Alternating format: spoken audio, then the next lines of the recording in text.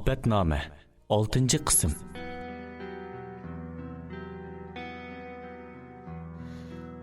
Shu kundan boshlab maktabdagi alohida shaxs bo'lib qoldim. Burun ko'zga ilmag'anlar cho'ng biladigan, ko'p ishlarda oyaydigan, yo'l qo'yadigan, oraga oladigan bo'lishdi.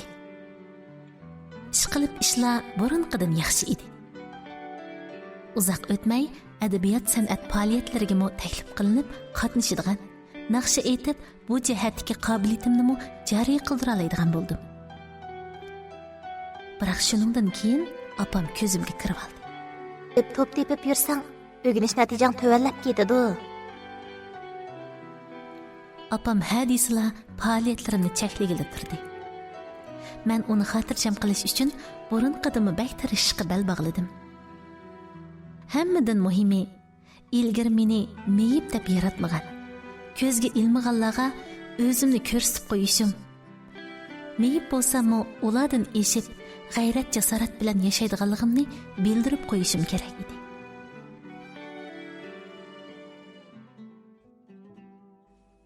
Yo'ldashimning oilasidagilar uning o'limini mendan ko'rib, men va bolalarimdan biraqli munosabatni uzmoqchi bo'lishdi.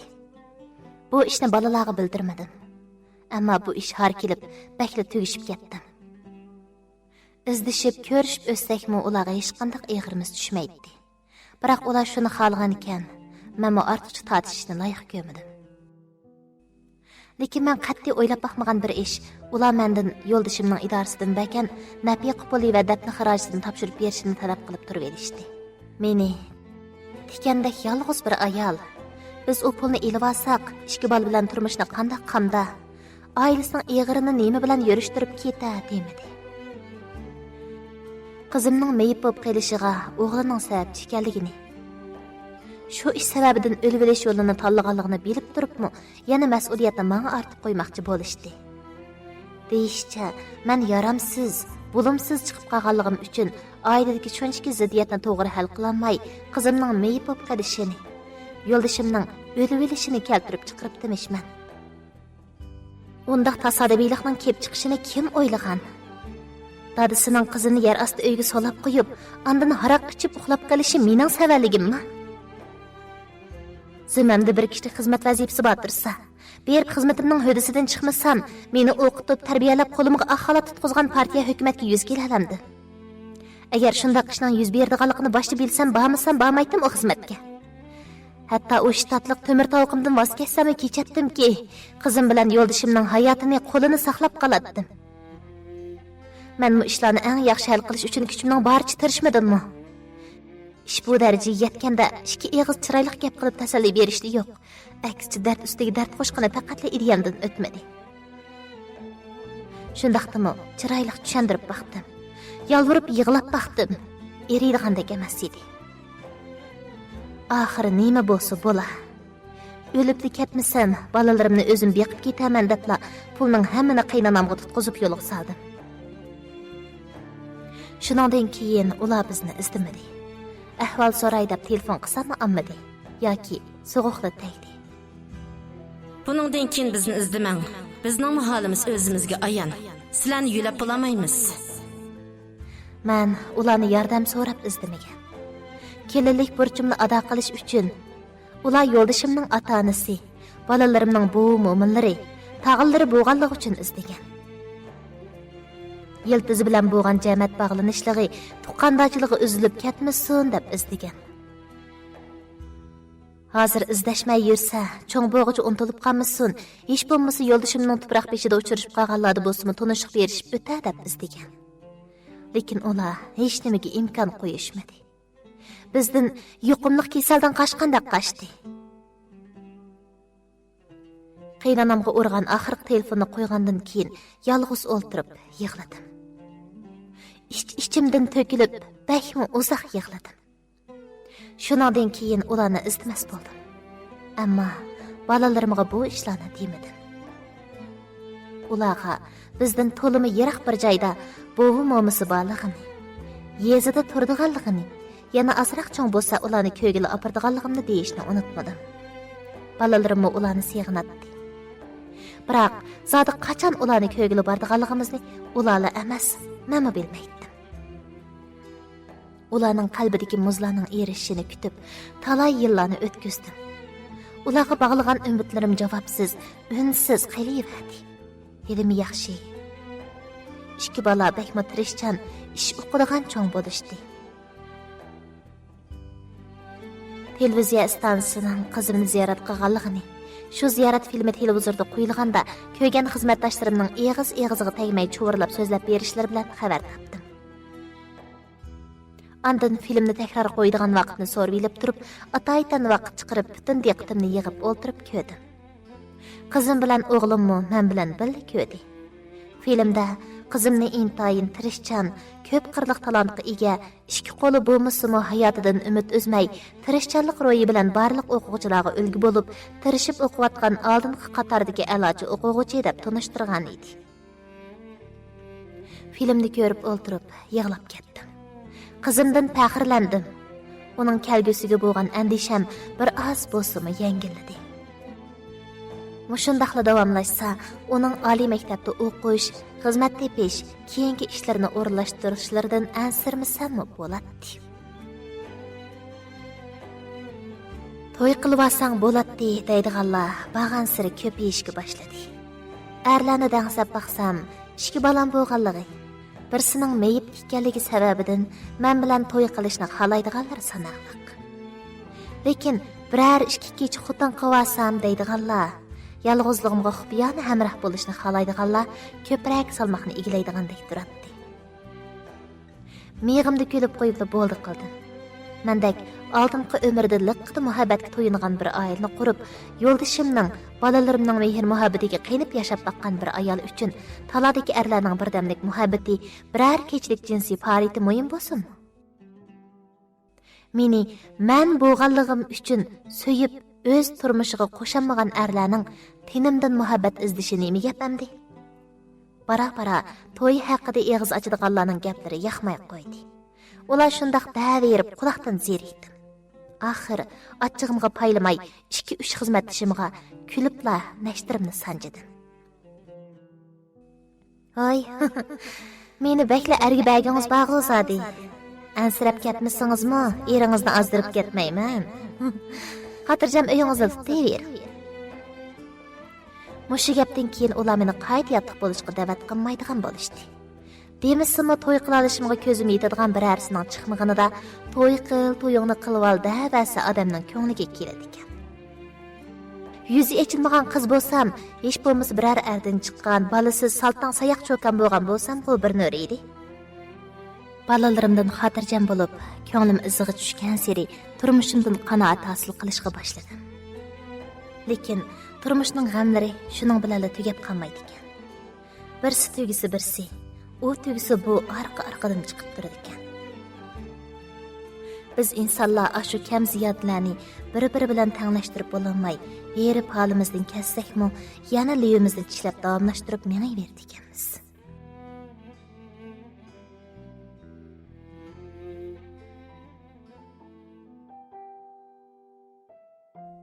Dadam o'lib ketgandan keyin savodoshlarim meni dadisi yo'q yetimak deydigan.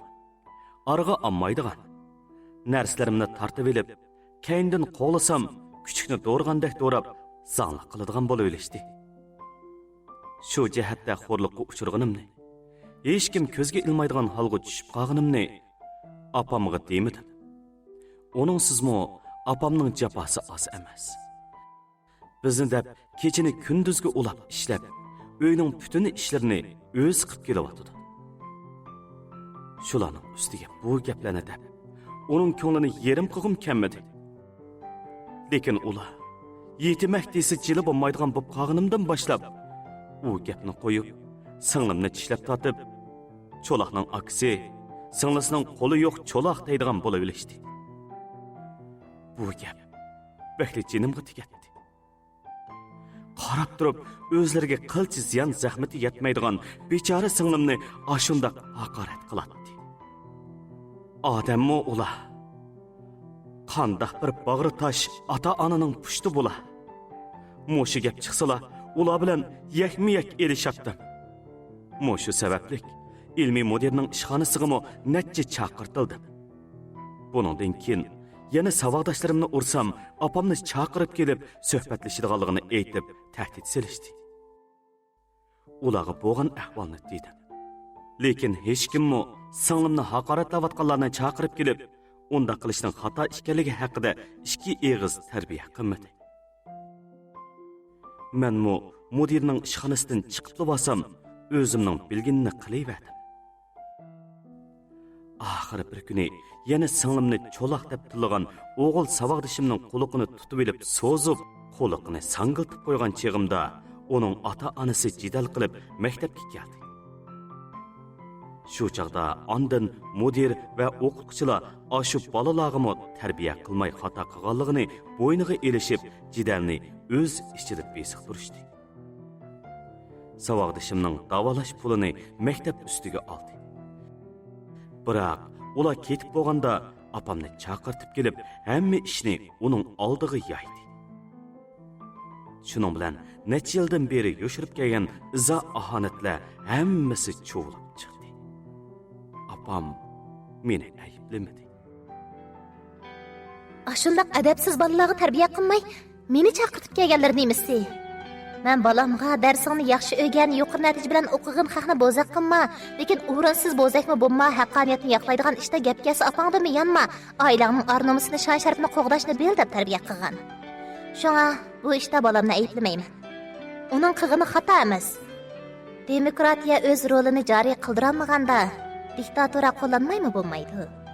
Sizlar loyiqda tarbiya qilmay, royiga qo'yib berib, adabsiz bolalar yana shundaq deb bolalarimni haqoratlaydigan ish chiqsa, bu qaytim o'zim kelib tarbiyani qanday qilish kerakligini o'rgatib qo'yman.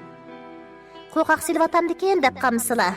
Gezi kelsa, ma'rif idorasigacha berib, bolalarimning izzat obro'yini qo'g'dayman. Tarbiyani birli tarafga emas, hamma tarafga teng qilish kerak. Bo'lmasa, mana shundaq oqibat kelib chiqadi. Shu ishdan keyin hech kim singlimni va meni undaq haqoratlamaydigan bo'ldi. Ammo menimi oraga erishmaydigan, o yo'llarga, faoliyatlarga qo'shmaydigan bo'lishdi. Buning foydasiga ayrim o'g'inish qilib, jimmada o'ltirib, takror qilib yurib, natijam ilgirkidan ko'p yaxshib ketdi. Lekin bir ish ko'nglimda sal g'ashlik paydo qiladi. Qarasam, opam menga qaraganda singlimni bakroq yaxshi ko'rdigandek. Uningga menga kuyingandimi bak kuyinib, g'emini bak yeydigandekla to'ylatdi. O'ylamay desammi, xiyolim shu tarafga ketib qolib, ha desa selishtirib qoladigan, o'xshash muomalaga erishamagandek his qilgandan keyinla ishim pushib, chatga qiqilgandek bilinadigan bo'lib qoldi. Bu hol hatto kiyim-kechak, tamoq, boshqa lozimatlik va atdiganda ishkimizni maktabga yo'lga sog'ich qilgan muomalasidanmi aynan ifodalanib qoladi.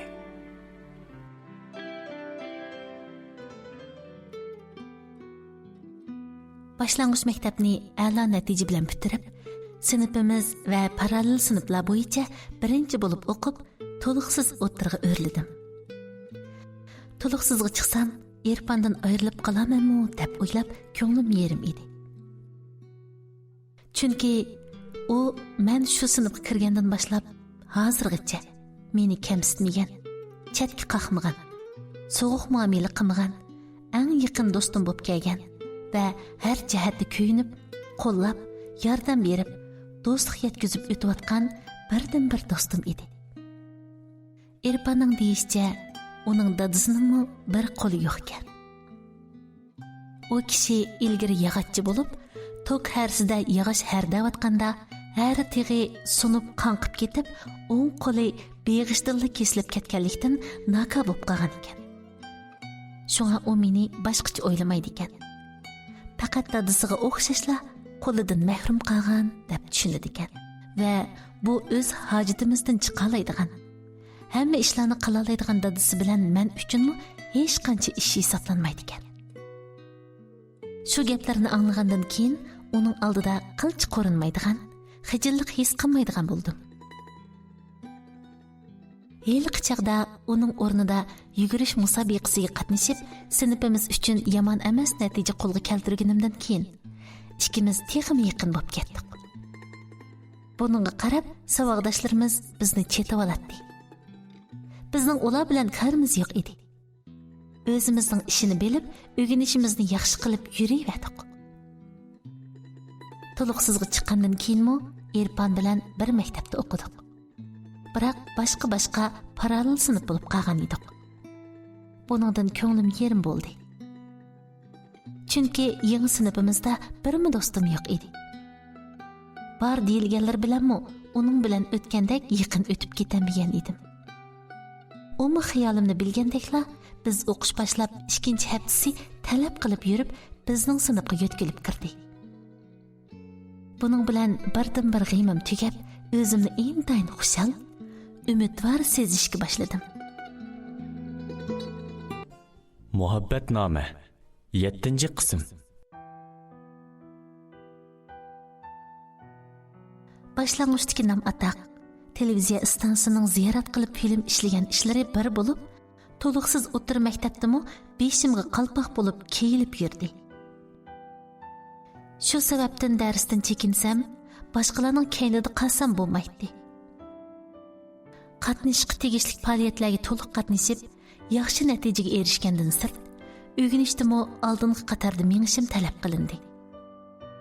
Ikki qo'limning yo'qligi yaklaydigan, chetga qaqadigan chaqda esida bor edi-yu, o'rganish va boshqa faoliyatlardan natija surish qiladigan chaqda unutilib qolib, boshqa bejirim bolalar bilan o'xshash bo'lishim, hatto ulardan eshib tushishim talab qilinadi.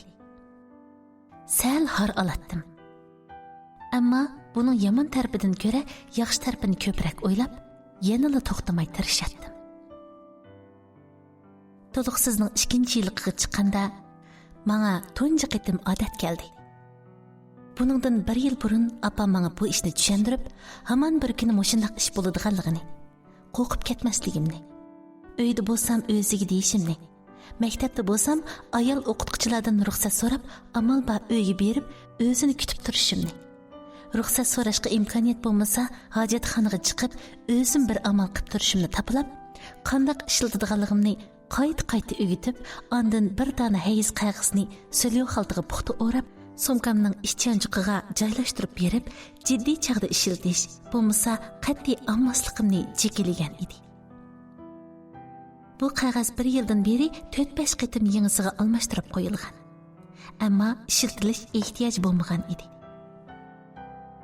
Ideyamda tayyorlik bor. Lekin qanday bo'lishini bilmaydigan shu ishdan vahim yeb o'tayotgan kunlarimning birida bu mehmonim sharpsizlik keldi. Maktabda edim. Tushdan keyinlik dars arlig'i bo'lg'ashqa Erpan bilan o'zimiz yoqtirib ko'radigan karton film haqida qizg'in munozara qilishib o'ltiratdik. Tuyuqsiz yuz bergan ishdan salli cho'chib, sumkamni osqinimcha hojatxonaga yugurdim.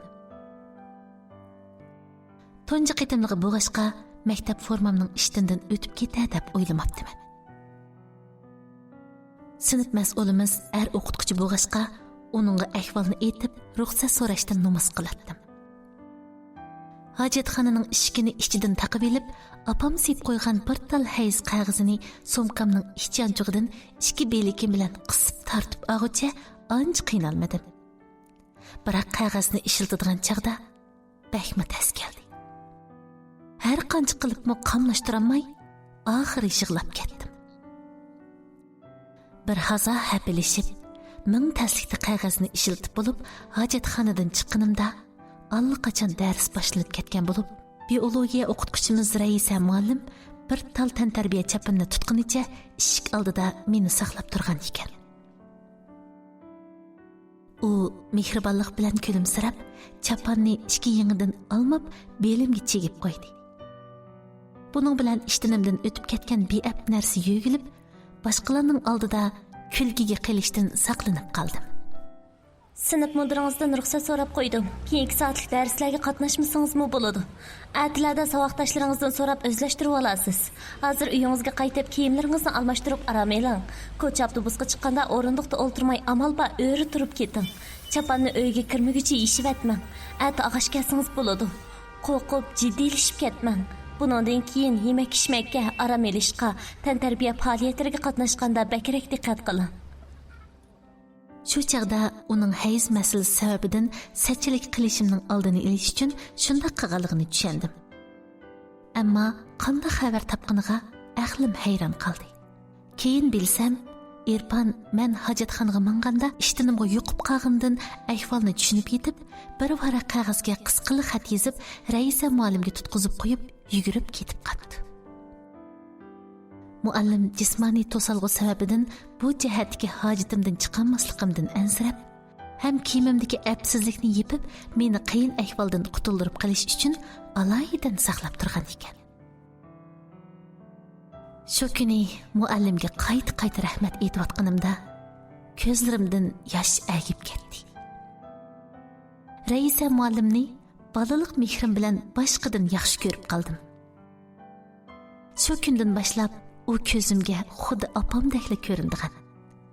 Uning darsini butun vujudim bilan berilib anglab, topshiriqlarni burunqidimi bak astoydil ishlaydigan bo'lib ketdim. Maktab hayotimdagi unutilmas ishlarni so'zlashga to'g'ri kelsa, ana shu eng suyunib turib aslaydigan. Lekin xalqali kishiga digil bo'lmaydigan suyumlik aslilik bo'lib qolgan edi.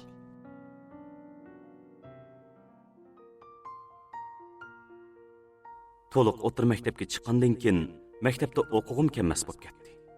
Dars tugul, har kuni atigan maktabga berishim xush yoqmaydi. To'liq sizdilla maktabdan chiqib olgan, hozir atoqli hunar o'rganib, amaliyotda bekor yurayotgan, lekin ota-onasi bergan pullarni o'ngchi xajlab, cho'ng o'ynab yurgan bir necha do'stlarim bilan ko'cha aylanishdi. Disko xonalarga kirishdi. Gazir purchoq, tuxum degandek narsalarni elib olib, shaharning chetidagi o'stan bo'yiga berib, shu yerda ular bilan paranglashib, mungdishib, kunni kashf qilishni qavatli yaxshi ko'rardi. Maktabga borsammo, baribir darslarga zehn qo'yolmaydim. Qancha tirishsammo, natijam chekinib, har qitimliq imtihonlarda orqadan sanab birinchi bo'ladigan darajaga tushib qolgan edim. Buni oz deb opammo ha desa singlim bilanla bo'ladi. Men bilan faqatlik kori yo'q edi. U o'rinsiz bir narsalarning gapini shundoqli chiqarib qo'ysa, opam nadim bo'lmasin izlab, so'rab yurib tepib, ep beradi-yu. Menga qo'shimcha darslik materiali ep bergili yoki ko'proq daftar qalam ep bergilimi puli yo'q edi. Shu jihatlardan silishtiribmi, maktabdan, hatto uydanmi rayim yenib ketdi. Atigini maktabga boraman deb somkamni esib uydan chiqatdim. Pastga tushganda bino ichidagi qo'shinlar velosipedlarni qo'ydigan bo'sh yer ustidagi kichikgina havodan taktisiga somkamni qo'yib, qog'oz yashik partisi bilan yo'gab yo'shirib qo'yib, ondan do'stlarim bilan ko'rishga uchatdim. Shunda qilib yurib, 2 oylarcha maktabga ba'zi berib, ba'zi bormay, haftadan necha kun dars tashlab, oxiri muallimning ochchig'i tuvdilla tutdi. Menga ochiqlab qo'yivergandan keyin maktabga texmab bormaydigan bo'lib oldim. Munda qilaversam, hamon bir kuni opamning bu ishlarimdan xabar topadiganligini bilib tursammi, o'zimni faqatla kontrol qilolmayotdim. Muallim qattiq tagigan seri maktabga bo'lgan o'shtigim hasilab eshib, bara-bara somkamni qo'ygan yerimda unutib qoladigan, attigan chiqqancha uyga yerim kechida kiradigan bo'lib qoldim. Jamiyatdagi u do'stlarim bilan orlashib o'tish jarayonida tamaki chekishni, pivi ichishni o'rganib qoldim.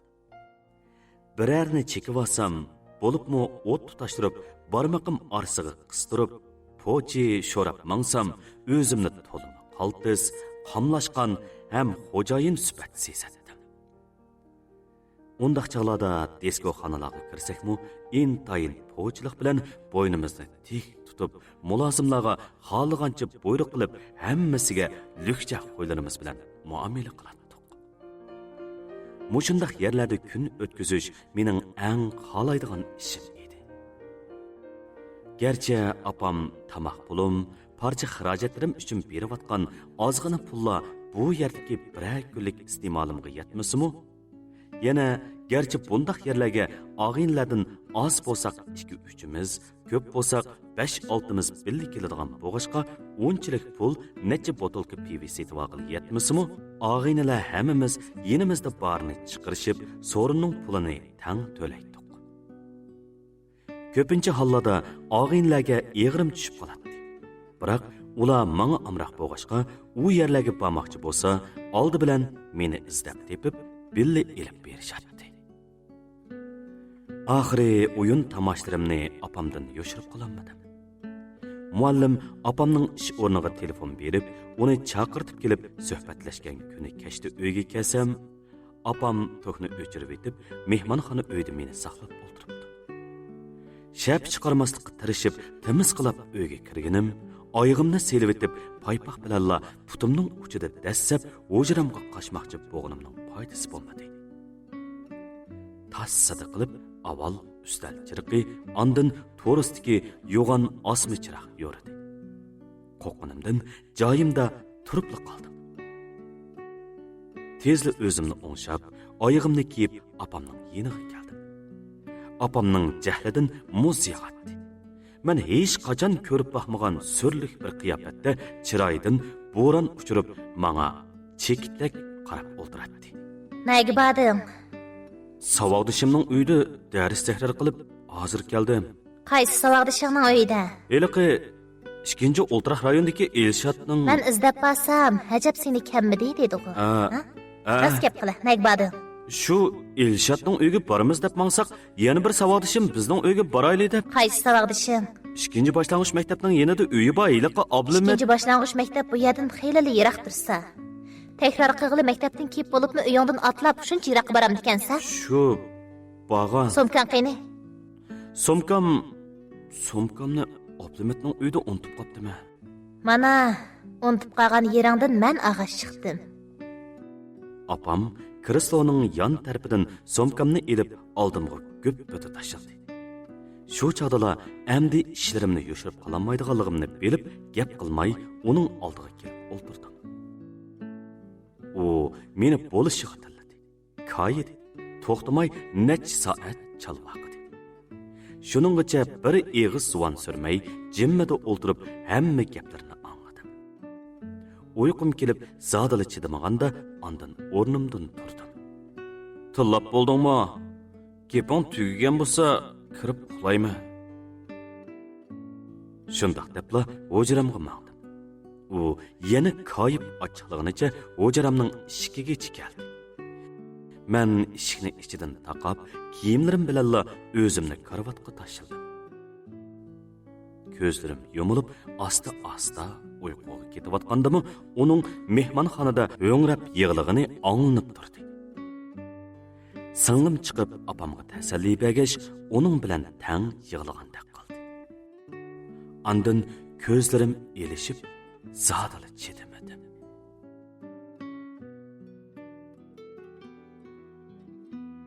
Bir ona bo'lishning bu qadar jafoliq ekanligini faqatla o'ylab baxmab ekanman.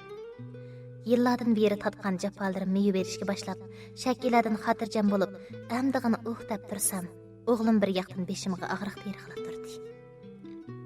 Bir kuni ishlavassam, muallimi telefon qilib bir kelib ketishimni aytdi. Ishxonasiga kirib salom qilganimni bilaman. O'g'lim haqida kayib bir so'zligida turib edi, tas qoldim gaplarini o'qib bo'lmay aylanib tushgili. Deyishcha, Shuhrat yaqinqi bir yildan beri darslarga ko'ngil qo'ymaydigan, to'da dars tashlaydigan, ruxsatni so'ramay yo'qab ketib tanqid qilsa go'shib turib oladigan bo'lib qaptimish.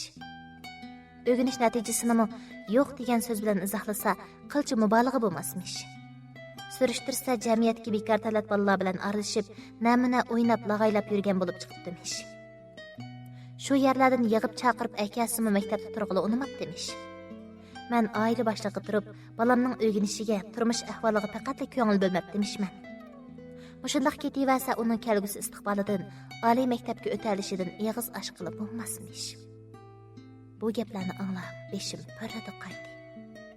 Men nadim bilibdi.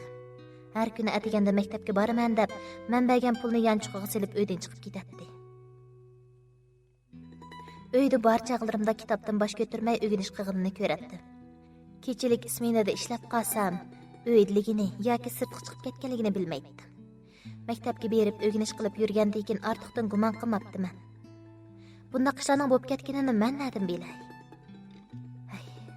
Mening bu g'amlik beshim zodi aram topmasmi? Bu ishlarning nemishqa mezini bassa tezini bassa mezi chiqib odamni parakanda qilib turadigandu.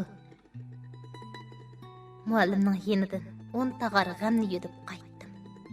Maktabdan chiqqanimda tushlik tomoq qo'yib berilgan o'quvchilar atrofimdan yugurishib, cho'qirishib o'tib ketishdi. Faqat Shuhratla yo'q. Darvoza oldida saqlab turib savollashlaridan so'rasam, uni ko'magili necha kunlar bo'lganligini aytishdi. Shu yerda ko'zimdan mo'ldirdek yosh ketibdi. Shu yerdan chiqibdi o'zimni biladigan, u berish mumkinchiligi bo'lgan yerlarning hammasiga berib izladim. To'pliq yo'ldan yangni izlasam chiqar edi. Daryodan qurt qo'ng'izlarning mayig'ini izlagan bo'lsam topar edim. Lekin Shuhrat yo'q. Butun shaharni olib qo'ymay izlab, buning pushqoqlarni qezib etdim. Yana yo'q. Tushdan keyinlik darslarni tugab, o'quvchilar uylariga qaytishga boshladi. Uyga kirib xeylig'ich saqlasam yana kelmadi. Oxir bo'lmay o'zim uyini biladigan bir necha savodoshlarining uyiga bordim. Yanala deriga yo'q. İçim pushib, meni yerimdan to'kilganimcha qaytib keldim. Bu turqum bilan uyga kirsam, shakila yana yig'lig'inimni ko'rsa, shu bechora bola yig'lab tegishib ketadi. Uni ayishim, o'ginishiga aram elishiga ta'sir yetkazmasligim kerak edi. Shunga birinchi qavatning palampiyda ochiq turgan bino eshigidan taloqqa qarab o'tirdim. Shu holda xeyli uzun o'tiribdiman. Qorong'i tushay degan edi. Endi kirib ketmasam qizim ansirab qolibdi. Shunga asta o'rnimdan turdim. Dal shu chaqda qator velosipedda tizilgan bo'sh yerning ustidagi havodan taksiga patirib qo'yilgan qapqara bir narsaga ko'zim tushib qoldi. Gerçi qog'oz eshik partisi bilan to'sib qo'yilgan bo'lsa-mu, sanglab turgan tasmasi va sirtqi shaklidan o'quvchilar so'mkasi ekanligi bilinib turibdi. Ushqandak berib, velosipedlarni bir yoqqa surib, esilib turib uni oldim. So'mka haqiqatan Shuhratning so'mkasi edi. Shu kuni yerim kechagacha uxlamay uni saqladim. Aliyatqo mahalladan xeyli eshib, butun binodan to'klari o'chib bo'lganda, u timsiqlab kirib keldi. O'tirimizda bir maydon qisqili savol so'roqlab bo'ldi. U ishlarini yoshirib xeyli tirgishib baxdi-yu, oxir indamay jim turib oldi. O'zimni tutib ololmay yig'labdiman. Kayibdiman. Uni tillab bir haza qaynabdiman. O'g'limni hech bo'lmasa meni tushunadi, menga ichi og'riydi. Uningga ko'yinayotganini biladi deb o'ylaydim. Biroq u arzuyimga xilof holda bakli uzun untivishsiz o'ltirgandan keyin bo'langni gapdan birini qilib qo'yibla hujrasiga kirib eshikni ichidan etib oldi.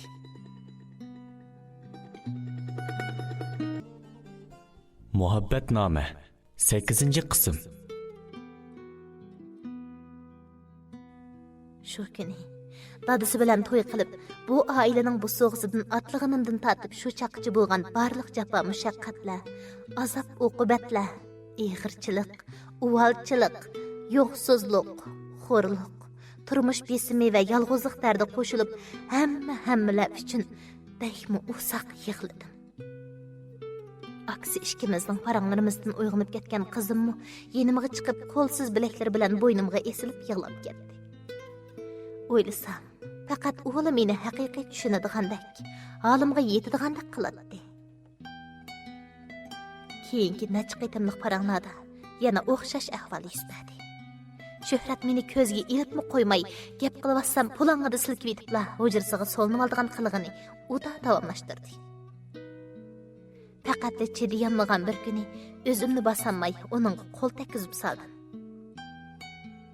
Hozir o'ylasam, u ishlarning muncha ig'ir tarafga tortib ketishini zarracha bilsam edim, shu bir qachotni o'g'limga emas, o'zimga urg'an, jinimdan kechadigan ish bo'lsa rozi bo'lib uni yenimda ep qolgan bo'lardim.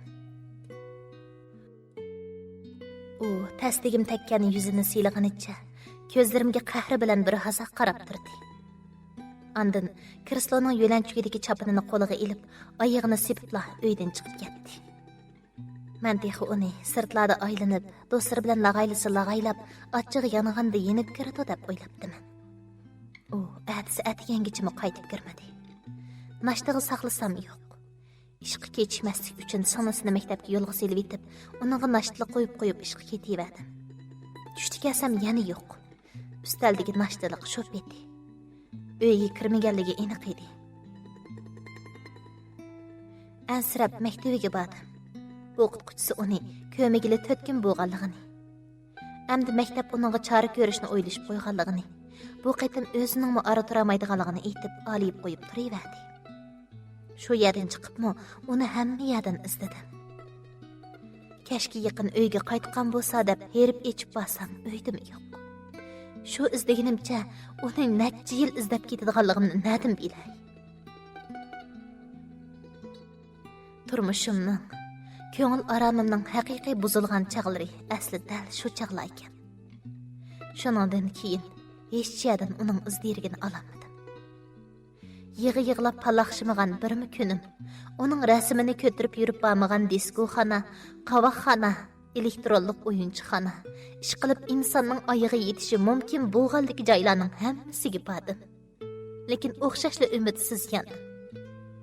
Uni yo'qab ketdi deb dilo ma'lum qilibmi, hech qanday uchurga erishgili bo'lmadi. Kunlar, bola izlash, soqchixona, uy, xizmat o'rnim o'tirsida qatarash bilan to'limi taslikda o'tib.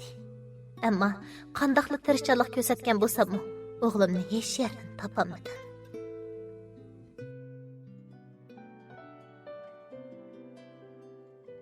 Akam yo'qab ketgandan keyin apam ikkimiz bek azoblandik. Apam meni maktabda yaxshi o'qish, darsdan tushgandan keyin uyda o'ltirib xabar kutgash, o'rganishimni qilib, topshiriq ishlashga buyurib qo'yib, o'zi to'xtamay akamni istadi. Uni izlab kirmagan uy, chiqmagan tog'udum, so'ramagan insijin qanmagan bo'lsa-mu, faqatla izdirgini olamadik. Bu ishlar yuz berganning oldi keynida opamga tasalli berish, ko'nglini yasashdan boshqa hech nima qilib beramadim. U meni meyibligim tufayli asraydi, avaylaydi. Jafo tatib qolmasin, qolaysizlik kelib chiqib, qiynalib qolmasin deydi. Shunga tala-tuzda qiladigan, o'tirliqda menib yuradigan ishlarga meni qat'iy aralashtirmaydi. Gapini anglamasam, xafa bo'ladi. Uni xotirjam qilish uchun hattoki akamni billa izlashga chiqolmay, yuvashlik bilan uyda o'tirdim. Hafta o'tdi. Oy o'tdi. Yilmi o'tdi.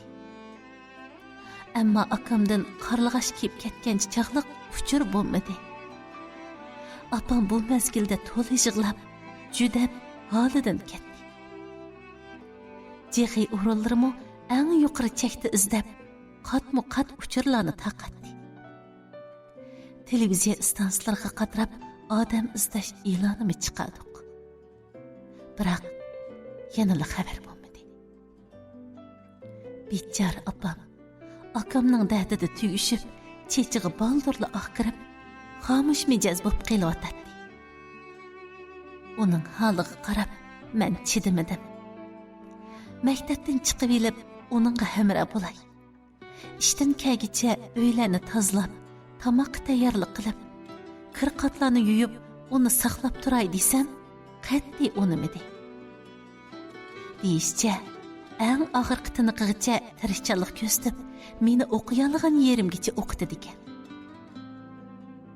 Keyin opam yoki yar yo'lak bo'ladigan birasi bo'lmagan ahvoldimi, o'zimni bemalol beqib ketaligidek. Hech kimga tayanmay turmushimni qamdiyaligidek. Hech kimga bo'lsak bo'lmag'idek sharoitga ega bo'lmasam, hargiz xotirjam bo'lamaydi ekan. Menga yordamlashadigan vaqting texa oldingda. Yaxshi o'qib, oliy maktabni bitirib xizmatga chiqqan. Shu chaqda men xizmatdan chekinib uyda o'tiraman. Sen meni boqasan. Uning mundaq gaplarini anglasam, texa ruhlanib ketdim. O'qishga bo'lgan qizg'inliqim, kelgusimga bo'lgan ishonchim hassalab oshadi. Men to'liqsiz o'rta maktabga chiqib uzun o'tmayla o'qish bitirgan oliy maktab o'quvchilarini xizmatga taqsim qilmaydigan, o'zlari imtihonga qatnashib odil raqobatlashish orqali xizmat topadigan bir siyosatning yo'lga qo'yilganligi hamma yoqqa pur ketdi. buning bilan davomliq o'rlab o'qish irodam sal bo'shab qoldi. Jismoniy kamtuklikka ega bu ahvolim bilan o'qish bitirsam, qandoqmi xizmat toparman? Har yili necha minglagan o'quvchi o'qish bitirib, turkum-turkumlab jamiyatga chiqsa, bir kishilik o'rnini necha odam talashadigan ahvol shakllansa, qo'lsiz bu turqumda qandoqmi xizmat tepib, jamiyatning shu qaynimiga qandoq singishib kira olaman? Hamma odam opam emas. Hamma yer uyim emas. Sirtkilar meni opamdek oyab o'ltirmaydi.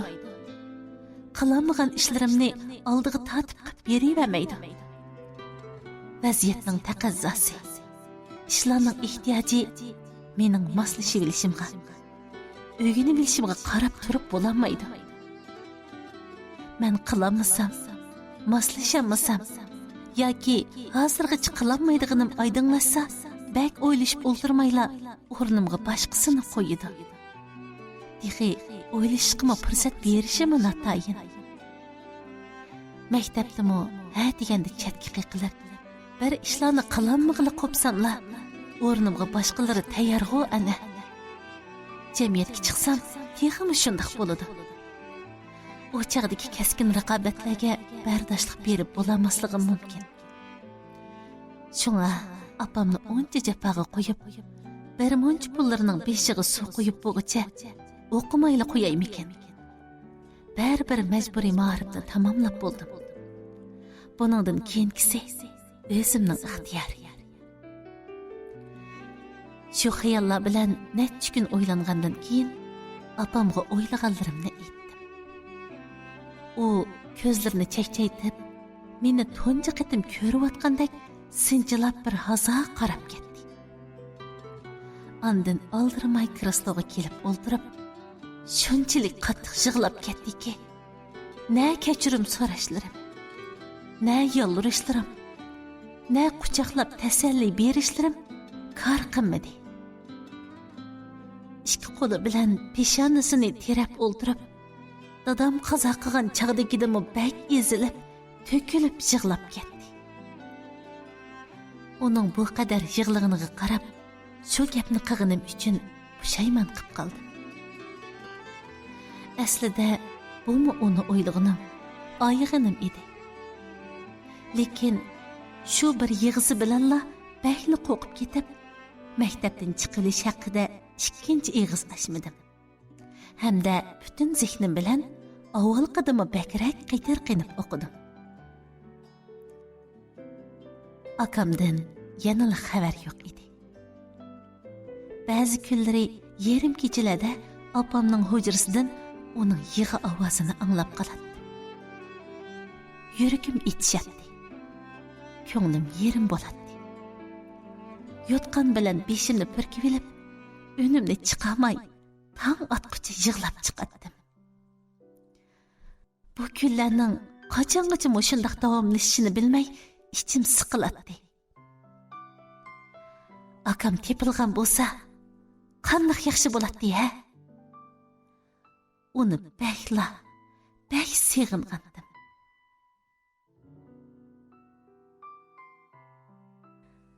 Eng qiyin sinoqlarga duch kelayotganimni bilib turdim. O'g'limning dardida aqlimdan adashib qolganimni tas-tamas qoldim. Elimi yaxshi qizimning mehr muhabbati bilan aqlimni o'zim idora qilib, davomli yashab qoldim. Shuhrat yanada tepilmadi. Har haftasi jixi idorasiga qatirib 5 oy davomlashtiribmi, televizorga e'lon beribmi, uning uchurini olamadim. Xizmatdan sirt vaqtlarimning hammasi asosan bola izlash bilan o'tdi. Shundaqdimi izchil xabar bo'lmadi. Yetim qunoq yeysa, optab o'chibdi degandek. Qizimni oliy maktabda o'qitib, biror muqim maoshliq temir tovoqqa ega qilib qo'yaman.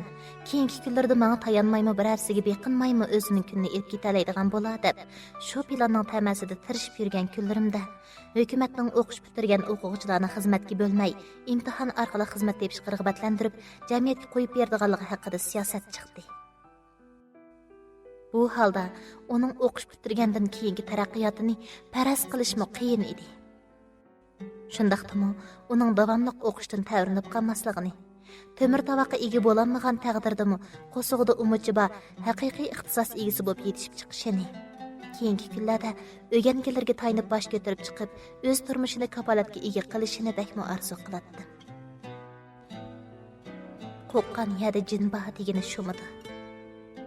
Qizim tuyuqsiz bir kuni dal men asirgan ashu nuqtadan eg'iz ichib, maktabda o'qimayman, uyda o'ltirib sizga yordamlashaman, holingizdan xabar olaman deb qoldi. Bu gapni anglab, badanimdagi barliq qonlar eqib tugagandek, yuragim so'qishdan to'xtab qolgandek tuyulib tushib bo'lib ketdim. Acaba bu uyda u yordamlashmasa bo'lmag'idek, shuncha vala ko'p ham zarur ishlar bormi? Birsi, yana kelib o'zining hojatidami aran chiqayotgan meyib qizim holimdan xabar olmasa bo'lmag'idek, men shuncha vala ojiz bo'lib ketdim-mi? Shuncha vaqtdan beri tinim topmay paloqlashlarim, kechini kunduzga ulab tirishishlarim, uningga hammaga yetishayotgandek, barliq ishlarning hudisidan so'zsiz chiqib ketalaydigandek uqum berolmaganmidi? Uni bexatarlik tuyg'usiga ega qilolmaganmidi? Mag'lubiyat-ku bu. Shuncha yildan beri men nima uchun, kim uchun tirishdim? Mushundaq gap chiqishini men kutganmidim. Barliq tirishchanligim mushundaq yo'q chiqib, oldi bilan yo'ldishimning ishida, andin o'g'limning ishida, orqadan qizimning ishida, orqadan mag'lub bo'lsam, hamma tirishchanliklar, bardoshliklar, yo'qotish va jafo mushaqqatlar nolga tang bo'lib, ishlar tinsiz oxirlashsa, men yashimag'anga barabarg'u oxir. Bundaq bo'larni bilgan bo'lsam, o'lar terilishimga qarmay chapmas edim. Umidimni mushundaqli yerda qo'ydiganligini bilsam, uncha ko'ngil bilib, borlig'im bilan badal to'lab ketmas edim. Nima uchun o'g'limni yo'qitib qo'yganim o'zimga ayon. Shu bechora bola o'ziga qilingan muomala bilan sanglisi qilingan muomalani selishtirib qoldi. Menga demagini bilan dardini ichida bildi. Men dötmi bu ishni vaqtida bayqamay, yetarsiz taraflarni vaqtida to'liqlab, uningga bo'lgan ko'ngil bo'lishimni boshqa nuqtadan ifodalab uydan chiqib ketishning oldini ololmay, hamma ishlarni achchig'imga taynib chang'a chiqarib etib, bolaning g'ururiga tegib qo'ydim. O'zini mening mehr muhabbatimdan mahrum qolgandek o'ylab olib, yimochsiz, yar yo'laksiz his qilishga boshlagan o'g'limning nozik qalbiga har ikki bolamga o'rtaq bo'lgan muhabbatimni his qildirishning o'rniga qo'rqinish tamg'asi besib, uni o'zimdan, oilasidan voz kechish girdobiga qistab qo'ydim. Shularning o'rnini to'liqlash uchun qanchalik ig'ir badallarni to'ladim. Texi shuningga imkoniyatni hozirlayolmay, o'g'limni topolmay turib, qizim bu gapni ko'tarib chiqsa, men zodi yashaymi, yashamaymi? Men zodi yashaymi, yashamaymi?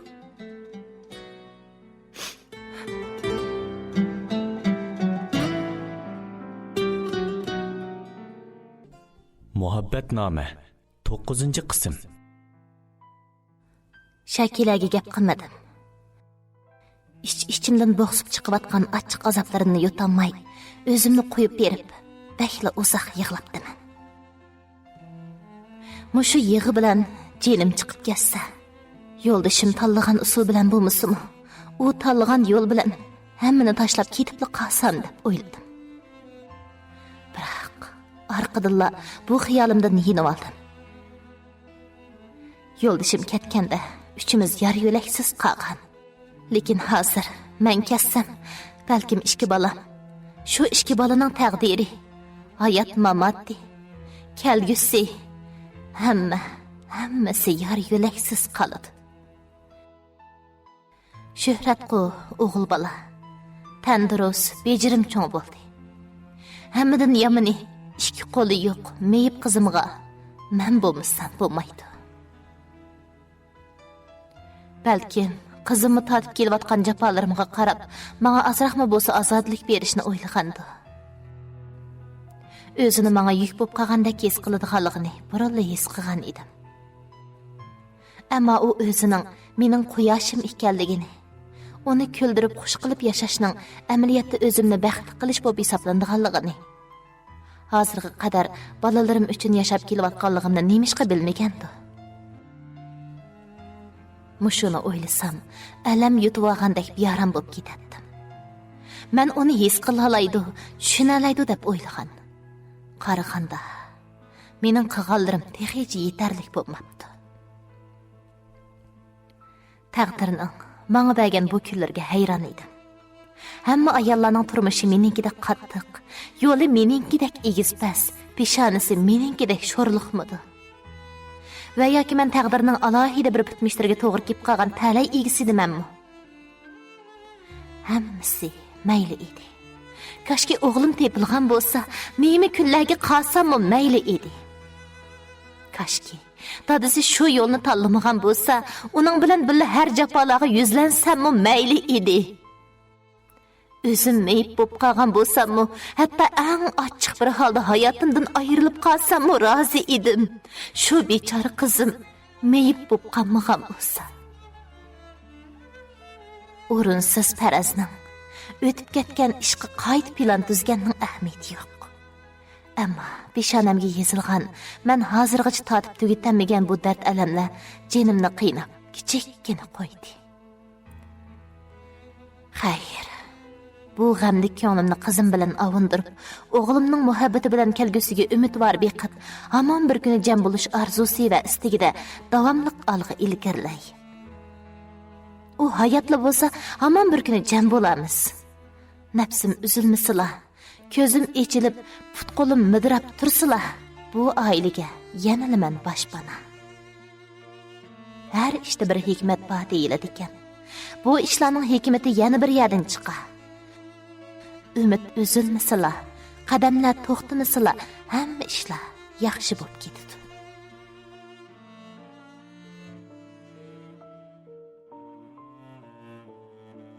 Uydagi ishlar shundoq bo'lavergan seri, ko'nglim yerimni yuradigan. Intayin jimg'ur bo'lib qoldim. O'zimni tinchab jimib ketgan seri, atrofimda Erpandan boshqa birmi do'stim qolmadi. Velimi yaxshi. Boshlang'ich maktabdan toki to'liq o'tirg'icha uning bilan savaqdash, partidash bo'lib o'qib, qalbdosh do'stlardan bo'lib qolishdik. U meni deb boshqa sinfdan men o'qiyotgan sinfga, keyin uyga yaqin boshqa bir maktabdan rayon atlab men to'liq o'tir maktabga yo'tkaldi. Do'sti uchun ashuncha jafoni tatishga rozi bo'ladigan.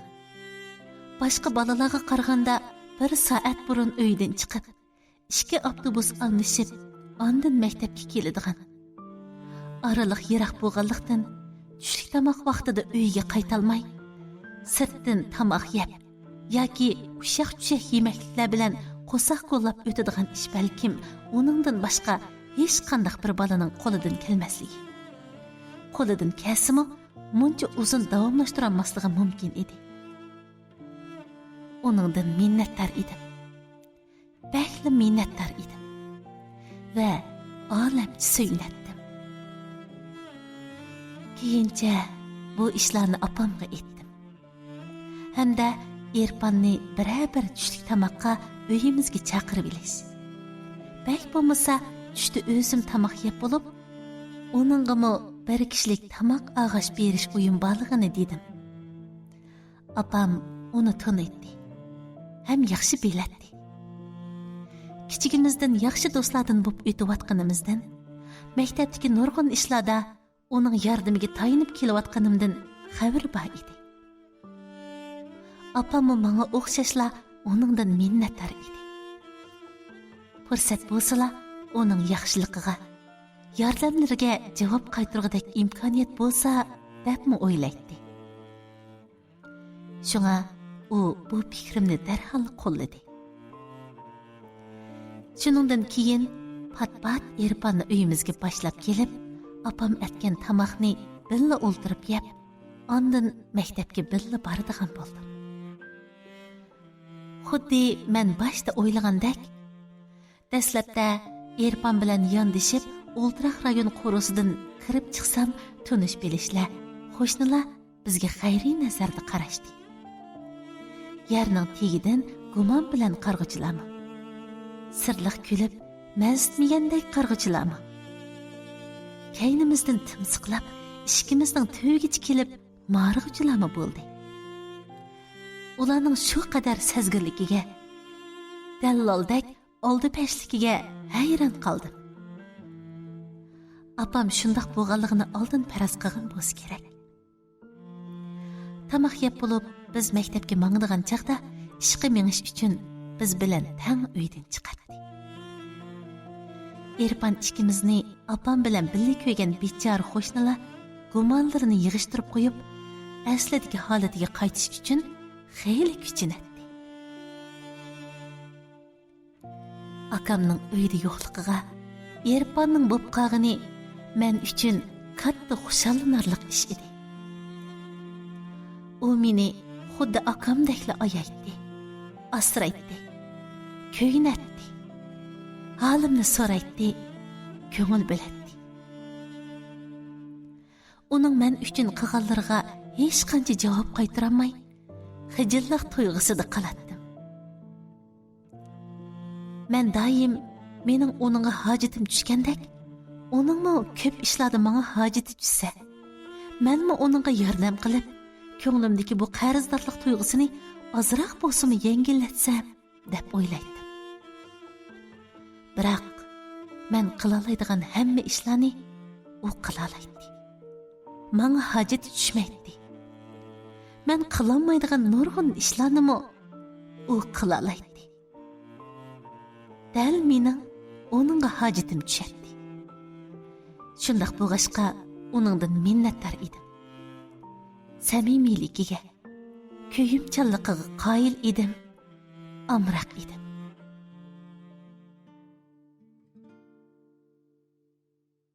Boshlang'ich maktabning 1-yilligidagi vaqtda uni tunji qitim ko'rgan. Uni tunji qitim ko'rgan chaqdala uning vujudidagi to'solg'usiz olg'a intilish, jahilach tirishish hamda yengilganiga tanpamaslik ruhiga, talvalarcha o'rganish irodasiga hayron qolgan edi. Shu chaqda muallim uni mening yonimga o'rlashtirib qo'yib, o'rganish va boshqa ishlarda uningga yordam qilishini topildi. O'rganish jihatda yordam qilish ketmaydi. Ammo turmushdagi ba'zi ishlarda u haqiqatan yordamchiga muhtoj edi. Qalbimning cho'nqur qatlaridan urg'ib chiqqan qandoqdir bir amroqlik. Yaqinchilikning turtkisi bilan izchil uningga yaqin turatdim. Savoqdoshlar bizni chetivelib, har nimlarni deyishatdi. Biroq mening parvoyim palak. Faqat uningga do'stlik, qarindoshlik mehrni yetkaza olsamla, yana doim ko'rib tura olsam, qo'ng'iroq ovozdagi yiqimliq kulgisini anglab, qalamni put barmog'iga qistirib xat yozayotganini ko'rib, yonimda o'ltirganidan xotirjamlik his qilib tura olsamla, shuningga qanoat qilatdim. Boshqasi men uchun muhim emas edi. Uningmi menga amroqligidan, yanada yo'q bo'lsam izdashlaridan. Tamoq yegan, yemiganim, charchagan, charchimaganim, maktabga kelgan, kelmaganim, og'rib qolgan yoki saqturganlarimga ko'ngil bo'lishlardan shodlanatdim. Doim mushundoq o'tishimizni, cho'ng bo'lmasligimizni, yeshimizning mangu hozir holatida saqlanib qilishini to'liq orzu qilatdim. Chunki yeshimiz cho'ngaysa, turmushimizda har xil o'zgarishlar bo'lib turadi. Boshda to'liqsiz, uningdan keyin to'liq o'tirg'i o'rlab. Har ikki qitimliq o'rlashda uningdan ayrilib qolib tas qolgandan keyin shundoq o'ylaydigan bo'lib qolgan edim. Uningdan ayrilib qilishdan nemishqa shuncha qo'rqadiganligimni bilmaydim. Ish qilib, u yonimda bo'lmasa, eng amroq bir narsam yutib ketgandek. Badanimning muhim bir a'zosidan ayrilib ayibnaq bo'lib qolgandek bir tuyg'uda siqilatdim. Beorom bo'latdim. Bekli aniq bilatdimki, menga u bo'lmasa bo'lmaydi. U buni bilamdi, bilmamdi, men buningdan xabarsiz edim. Lekin o'zimni yaxshi tushunatdimki, menga u bo'lmasa zotli bo'lmaydi. Ishimizning cho'ng'ishiga agishib, uni boshqacha mehr bilan izlaydigan bo'lib qolganimni his qildim. Uning men haqimda qanday o'ylaydiganligini bilmaydim. Biroq tuyg'ularimni uningga bildirishdan qo'rqatdim. Chunki mening tushanchamda uning tuyg'ularimni bilishimi aramizda ayrilib qilish tahdid paydo qiladi. Nurg'un ishlarning hozircha vaqti emasligi menga ayon edi. Biroq uningga bo'lgan talpinishim har vaqt yelinchab. Yeshimning cho'ng'ishiga ergishib, teximni o'rkashlab turadi. Bularning faqat odatdagi do'stlik mehrli emasligi o'zimga ayon bo'lsa-mu, uningga ko'nglimni bildirishdan hazar aylaydim. Mushundoq o'tkinimiz. Hech bo'lmasa, hozircha do'stligimizni buzmaganimiz eng oqilona tanlash edi. Shundoq o'ylasam-mu, ba'zida yana uning ko'nglidagi o'rnini dangsab beqishga o'rinib qoladi. Ko'zlariga qaraydim. Yurish-turishlariga diqqat qiladim. Menga bo'lgan muomalasini ko'ngil ekranimdan rat-rat o'tkazatdim. Meni ko'rganda bosh bahorning sahridek villada ichilib kulishlaridan zuqlanatdim. Ruhlanatdim. U men uchun go'yo nurliq moyak edi. Uning chehrida ruhidan targ'an harakatlantirgich kuch bilan o'zimni texmi tadil, jonliq, umidvor sezatdim. Ammo bayqishimcha u meni aksi o'rnida cho'ng ko'ratdi. Garchi uningdan bir yosh kichik bo'lsam-mu, yana garchi qandoshligimiz yo'qligi aniq tursa-mu, u meni aksi o'rnida ko'rib oladi. Akamning yenimda yo'qligini sen chondirmading. Sen bo'g'ashqa akam yenimda badek his qilib keldim. Sendan bakla minnatdorman. U hamisha shundoq deydi. Xush bo'lalamdim undaq gaplarni anglasam. İçim siqilatdi. Buruqdim bo'ladi. Uning meni aksi o'rnida emas, eng yaqin sirdishi, mangulik hamrohi, dilbagan umrlik o'rnida ko'rishini, menga qarindoshlik mehri bilan emas, muhabbat marhamati bilan muomala qilishini umid qilatdim. Biroq bu o'ylarimni uningga oshkor qilolmaydim. Hech bo'lmaganda hozircha undaq qilolmaydim. Kunlar o'tgan seri ulg'ayotgan tashnoliq, erishish, sirdish istaklari aram bermay turadi. U yenimdili edi. Ammo qo'limni sunsam yetmaydi. Ko'nglimda bir talay gaplar bor edi. Biroq desam bo'lmaydi. Shuhrat zodi nalarda yurdiganda. Aksi qaytib kelgan bo'lsa, uning ko'ngli, oilasi, baxtli turmushi iziga tushgan bo'lsa, andan meni aksi o'rnida ko'rmay, boshqa nuqtadan o'ylab baqqan bo'lsa, ko'nglimni ozroq bo'lsin tushunib baqqan bo'lsa, ha? Bu xildagi kutish, umid bilan umidsizlik orasidagi tengirqash to'lim azobli bo'ladi ekan. Buni shunchalik cho'nqur, shunchalik safolatda his qildim. Uning boshqa o'g'illar bilan yaqin o'tmaydiganiga, mendan boshqa hech kimga parvo qilmaydiganiga, boshqalarga o'zga yiqilishga fursat bermaydiganiga ishonatdim. Shunga ko'p jihatdan xotirjam edim. Shundoq o'ylab tursam-mu, o'zimni uningsiz qolgandek sezib olib, ansirab turardim.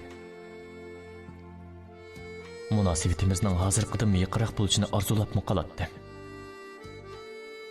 Uningga taalluq orzularimning hammasi mushundoq dilg'ulliq ichida goh davolg'ib, goh buruqdim bo'lib, hamisha meni qiynaydi.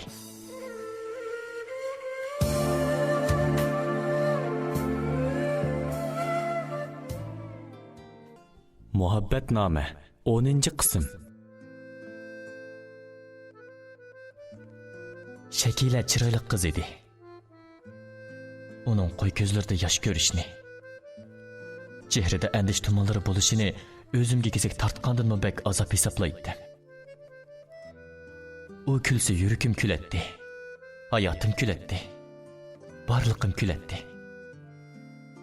U mehrlik qiz edi. Uning bir kulkisiga dunyoning rohatini tegishmaydi. Uning eng yaqin do'sti bo'lganligim uchun o'zimni to'limi baxtli, talilik deb bilatdim. Biroq aksi shuhratning texichi tepilmasligi uning azoblari bilan qo'shilib, jinimga tig'dek patatdi. Chunki aksi tepilmog'icha uning yuzlari rohatlanib kulmaydi. Qalbi ozodi bo'lmaydi. U ichilib kulanmagan seri men tipirlab qolatdim. Qancha tirishqanlarimmi, ko'nglini izlab sekpara bo'lganlarimmi behuda bo'lib o'tdi. Uningga uqtirmay Astriddan aksining izdirgini qilib boqdim. Munozir munbarlarga, uchur turbatlarga e'lon beribmi boqdim. Yutganlarni izlashga aloqador tashkilotlarga berib aloqalashib yordam so'rabmi boqdim. Ammo hammasi unumsiz bo'laverdi. Faqat aksi tepilsila uningda boshqa ham andisha, azob qilmaydiganligini bilgachga shu qadar tirishdimki, qachoniki mungdashqim yoki turbatlardagi tizim nomerlarimga uchur kavidak bo'lsa, shuhratning xabarimido degan xiyol bilan 10 kishilik paloqshib aldirab ochatdim. Har qitim umidsiz qolganlarimda ko'z oldimda shakllanan sulg'un chiroyi, yoshliq ko'zlari, ulug' kichik tinib, levini tishlashlari kilvilib, puchulinib ketadi.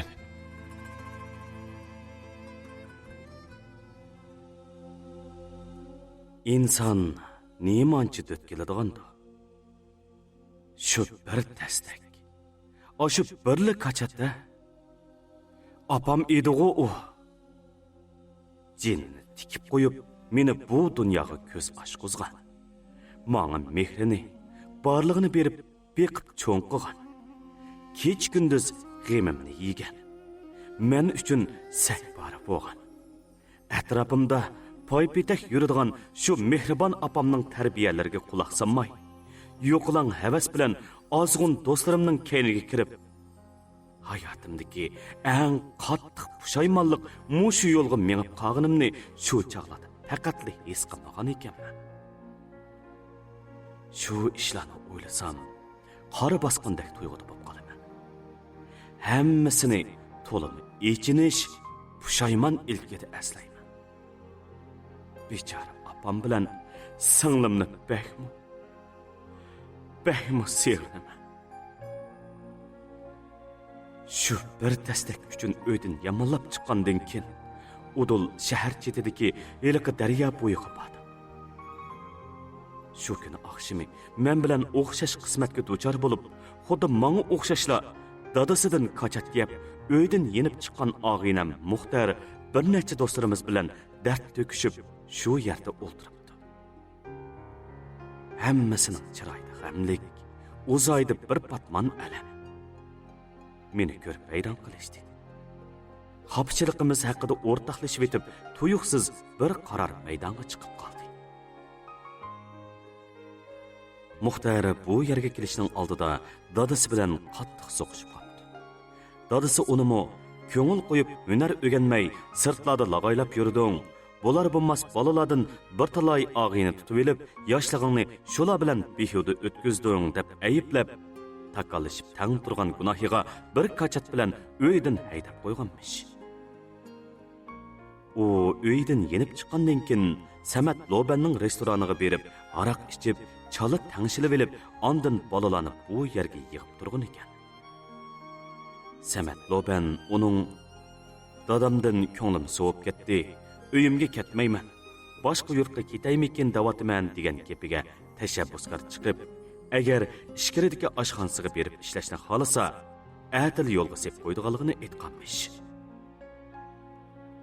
Umo o'ynab o'ltirmayla ma'qullik berib, bugun oqshom do'stlari bilan xo'shlashib olish uchun ruxsat so'rab yenib chiqib, qolgan maslahatni mushu bolalar bilan bu yerda qilayotgan ekan. Ularning parang'iga qo'shilib o'ltirganim bilan opamdan yegan bir tastakning alimi ko'nglimdan ketmayotdi. Muxtarning dadasi haqida aytganlari, norozilikqa to'lgan og'irnishlari ko'nglimdagi alam tuyg'usini teximi echitib, bixsitib bormoqda edi. Shu kuni yerim kechigacha maslahat qilib, oxiri Muxtar bilan billa Samat Lobanning ichkaridagi oshxonasiga kirib ishlaydigan bo'ldik. Og'inilar meni yaxshi o'ylanishga bir qachat uchun xafa bo'lib, opamdan, oilamdan voz kechib ketmaslikka undab xeyli gaplarni qildi. U yerga kirib ketsam, qachon chiqolishim aniq emasligini. Agar qamlashtirib ishlab ketolmay qolsam, yenib chiqish uchun harash tortib, bekordan avorchilik tortib oladiganligimni. Uning ustiga maktabdan chekinib bo'lib pushaymon qilib qolsam, yana maktabga qaytib o'qish fursatim bo'lmaydiganligini aytib, ko'p nasihat qildi. Hatto uyidan yamonlab shu yerga mang'ilayotgan Muxtarmu shundoq deb ogohlantirdi. Biroq ularning gaplarini ilik olmadim. O'ylashib boqimmi kelmadi. Kaynimga yonsam, uyga qaytishga to'g'ri keladi. Ammo singlimdan boshqaga kuyimi bo'lmagan shu uyga qaytqim, opamning varang churunglarini yana anglag'im. Odamni zeriktiradigan shu maktabga qaytib o'qig'im yo'q edi. Shunga hech kimning gapiga kirmadim. Ata Muxtar bilan billa Samat Lobanning ichkaridagi oshxonasiga qarab yo'lga chiqish fikrimda ching turdim. Samat Lobanning ichkaridagi oshxonasi deyilgini Chongqing shahrining Avat ko'chalaridan biriga joylashgan Uyg'urcha taomlar tamoqxonasi bo'lib, bakmi cho'ng, ozoda, hashamatlik bir restoran edi.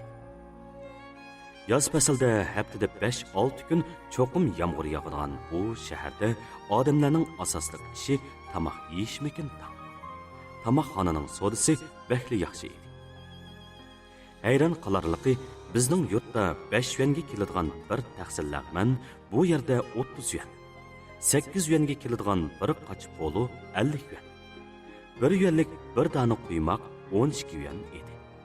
Shunda bo'lsa-mu, kishilar bu yerga nalardan qatirishib kelishib, tamoqlar qancha qimmat bo'lsa-mu, bir qochi deyilgani bilan taxsining tigini aran yapqidek darajada oz bo'lsa-mu, chidab pul to'lab tamoq yeb, soatlab o'ltirib, ishchidig'inni ichib, mungdishidig'inni mungdishib, odamning uyqusi kelib, yiqilib qolay deganda yoki bo'lmasa, tong otqili taraddud qilayotganda, keyinroq qolganlarimi attigalik nashtini qilib biroqla qaytishatdi. Muxtar ikkimizni bu yerda ishildi degandan ko'ra hammonlik qildi, yugur yetim ishlarga yordamlashdi degan tuzuk edi. Chunki bu yerda har tamoqlarning o'ddisidan chiqadigan oshpaz ustamlar meva sharbatlarini chiqaradigan, qo'rmalarga har xil meva ham ko'ktatlardan gul tizadigan, xemirlarni yo'g'irib, guruch oshlarni pishirib, ko'ktatlarni adolab, meva chivilarni axlab, yuyib tayyor qiladigan, beliq va boshqa dengiz mahsulotlarini tozalaydigan, qoch-quchi yuyadigan, ustal bezaklarni tayyorlaydigan, ham mehmon kutadigan mulozimlargacha hamma turdagi ishlarga ketarli xodimlar to'liq edi. Bizga asosan oyishti tushmaydi. Tushdi deyilgandimi, tamoq qo'rmalarga ketarlik materiallarni akeldirganda, mashina narsalarni tushirish, ambarga akirib joylashtirishga kerak bo'ladi. Mushinchilik ishlarga odam tepilmay, atoytan bizni Shinjongdan akeldirib ishiltib, ushaq-tushak ishlarga avar qilib yurganiga ichim pushib turganda, ishlarning keyni bir-birlab pash bo'g'ili bizni bu yerga nemishqa akilishgini aniq bo'g'iltirdi. Samat Loban degan bu odamni bu shaharda u ism bilan hech kim tonimaydi ekan. Hamma odam uni saylovda deb ataydi ekan. Nemishqa shundaqligini bilgudekmi bo'lmagan bir chaqda restoranning 2-chi qavatiga joylashgan mehmonxonasiga uni buni to'shish xizmatiga buyurilg'ili turdik. Har holda kutkichilarning xizmat kiyimidan bir qurg'i ega bo'g'rimizga xush bo'lib, nemi ishga buyursa yuvoshlik bilan mengib yurdik. Biroq keyincha ishlarning turlarida o'zgarish bo'g'iltirdi. Bu yerga kelib tenini sotadigan, boshqalarning eg'izida u yer bu yerda yalang'och usul o'ynaydi. Palonchi Lobanning oshnasi, Pokunchi akimizning shaxsiy kotibi deb gapi bo'linib yurgan, buguni uning bilan qo'ltiqlashib tamoq kelsa, atsi buning bilan keladigan, bu hafta pastki restoranda tamoqlansa, keyingi haftasi ikkinchi qavatdan bir yotoqni ko'tara elib olib, har kuni degidek erlarni kutib oladigan yerim yalang'och, ayosiz xotinlarning badanini uvulig'ili, lozimatli narsalardan hatto tozliq qog'ozlarigacha to'shig'ili, masla yotqiga kirib olib ketgili unimasa jidallarni besiqtirg'ili soladigan bo'lishdi. Bu jarayonda yo'q ishga aralashding deb nohaq tayoq yeb ketadigan ishlar, yaxshi bir taraf qildinglar deb xonimlardan ancha-muncha choy puliga erishadigan ishlarmi bo'lib turdi. Ish qilib, bu yerga kelib 2 oy bo'la bo'lmasda ko'rmaganni ko'rib, bilmaganni bilib ketdik. Turibli kulatdik. Jahonning biz texib bilmagan, ko'rmagan ishlarining to'liligiga hayron bo'latdik. Bu ishlarga aralashib yurib, axloqdan chetnab, ota-onamiz azaldan deb kelayotgan aqalli adab, aya siziqidan allaburun o'tib ketib bo'g'inimizga qarab, ko'nglimiz yerim bo'ladi. Bo'libmi, men undaq ishlarni bakrak ichimga elib olardim. Kelib 15 kun bo'lmasda yotoqdash akalarning zo'rlashi bilan tamakini uzmay chekadigan, aroq desa yanmay ichadigan bo'lib ketdi. Biroq ish o'rnimizga mas peti chiqishimiz cheklanadi. Shunga oqshimi amal bab baldir beka bo'lib, ishidanimizni ichib, jimmada uxlab olib, attigini ishga chiqishdan burun oldingi kuni oqshimi ishganning isposini qo'ymay yig'ishtirib bo'lishimiz kerak edi. Ba'zida heliqi harang sanang xonimlarga mulozimat qilganda shular haroqqa zo'rlab qoladi. Ishimisak ko'zga ilmadan, cho'ng ko'sam bilmadan degandek ayblar bilan naq maydonda adablanadi. Yenik bo'lsa tillab poska aytib qo'yadi. Ig'ir bo'lsa boshqaruvchilarga, direktorga cheqishtirib izoh qo'yadi. Menmo necha qitim xaridor xonimning yotqiga solinib, mas bo'lib, yiqilib qolgacha jazo harqi ichib, yana bir qitim bir botulka haraq beshimdan qo'yilib, so'g'i tushgan mushukdek bo'lib, tug'ilib, ko'migan xo'rliqqa duchor bo'lib, ahonatga chidamay, ming yerimdan to'kilib, yenib chiqqan ahvollarmi bo'ldi. Bu yerning odamlari g'alati edi. Xushal bo'lsa-mu haraq ichadi, xafa bo'lsa-mu haraq ichadi. Tabrikligidek bir ish bo'lsa-mu ichadi, azoblansa-mu ichadi. Yana texi bizdan rozi bo'lsa-mu haraq ichiradi, jazolasa-mu haraq ichiradi. Mukofotlamoqchi bo'lsa-mu, kechirim so'rg'izmoqchi bo'lsa-mu, o'xshashli ichiradi. Xaridor ishtisa yoq demay ichib beringlar. Ular shundan xush bo'ladi. Baribir sizlar ichgan haraqning pulini shular to'laydi. Maqtab uchirib, rahmat aytib, takalluf yuzidan cho'ng ko'rib qo'ysanglar, texmi xush bo'ladi. Mayli xizmat vaqti bo'lsin, mayli dam olish vaqti bo'lsin, mehmonxona yoki restoranning hamma yerida xaridor haraq tanlasa, yoq deb ranjitishga bo'lmaydi. Shu sababdan xizmat vaqtida haraq ichib qolgan bo'lsanglar, mang deb qo'ysanglar. Tanshilib qog'idek ichishga majbur bo'lib qolsanglar, xaridorning ko'nglini yada qo'ymay ichib berib, ish tugganda mening ma'qulligimni ilib kirib aram olsanglar bo'ladi. Ayollarning yeshi har qancha cho'ng bo'lsa-mu, acha deyishga bo'lmaydi. Amal ba ularning ko'nglini ko'tirdigan, xush qildigan hurmat nomi bilan ataysizlar. Erlar o'zinglardan kichik bo'lgan taqdirdimi, aka, apandim, xo'jayin degandek hurmat nomi bilan chaqiringlar. Ish qilib, yurishtirishinglarning hammasi bizga vakillik qiladi. Har qanday vaqtda bu nuqtalarga qat'iy diqqat qilishinglar kerak. Bildinglarmi? Boshqaruvchimiz davomliq shundoq taplab turadi. Muxtarib ishimiz amalba bu ishlarga moslashib, ko'nib mengishga tirishdik. Biroq ko'z oldimizdagi ajoyib g'aroyib ishlar, deganda ozdirib ketgili aran turadigan odam va shaylar biriga ulashib, biri yuz berib turadigan g'alati ishlar o'ng solimizni tepib olishga fursat bermay, bizni bu shaharning Doshqozonninkidek qaynoqlarga qo'shib o'tib boradi. Bu yerga kelib uzoq o'tmay, uyni, opam bilan singlimni, yurtni tashlab chiqqanimga pushaymon qilishga boshladim. Aslida pushaymon qilmayman deb o'ylagan edim, lekin pushaymon qildim. Va bara-bara texmi qattiq pushaymon qilishga boshladim. Men ularni seg'ingan edim. Bu yerda qancha jafoliq ishlasam-mu, kech-kunduz uxlayolmasam-mu, hech kimning kori yo'q edi. Hech kim opamga o'xshash holimdan xabar elib, kuyinib, ahvol so'rab, 9imni tal qilib berishga tayyor turmaydi. Jon beqish uchun mushu bir kishilik xizmatimizni saqlab qolish uchun g'oyat zo'r besimga, boshqurilishga, izzo va dakidashnamlarga bardoshlik berishga to'g'ri keladi. Ba'zida xaridorlarning yoki xizmatdoshlarning xatoligi uchunmi bir muncha asar yavalatdi. İşlarning aslini tushuntirish, gunohsiz ekanligimizni ishontirish huquqimiz bo'lmaydi. Yana texi opam dematlik ayollarmi amdilatdan uyg'onishga boshlagan yigitlik eslarimga tajovuz qilib, meni muddatdan boldir yetilishga, o'ziga chaplashishga da'vat qilib, ba'zida zo'rlab turadi. Tengir qaytdim. Xato ekanligini bilatdim. Biroq asosiy jihatdan o'zimni tortish huquqim, rad qilish huquqim bo'lmaydi. Xizmat bilan shaxsiyat orliqidagi tanqislik ichida siqilib, beorom.